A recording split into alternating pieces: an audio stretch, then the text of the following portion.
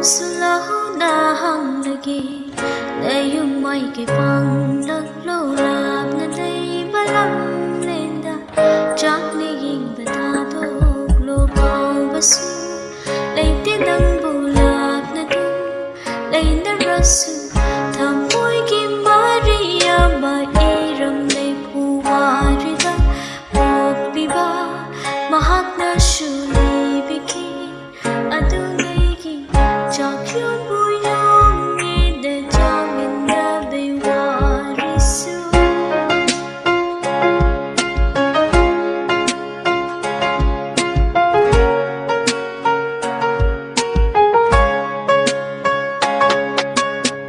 Jahi kare khundaba mitop jana landaba iga iga khainaba machin manau setnaba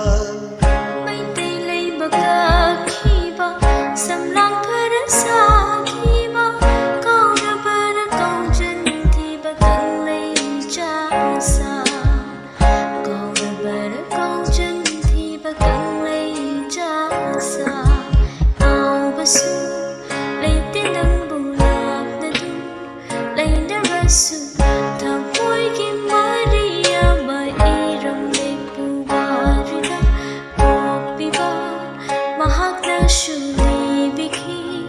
adulegi jakyun buyong ide jamin na bewarisu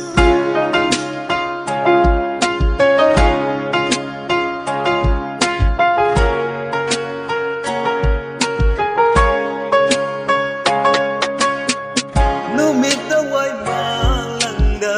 barak turel torbanda mapam namdameng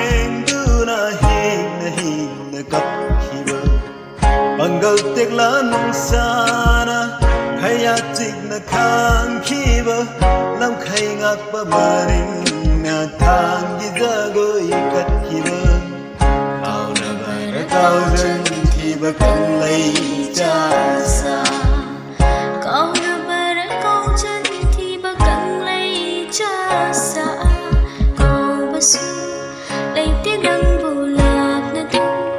Lay narasu Tamoy ki Maria Mairam lay puwarida Pagbiba mahak na syuli bikin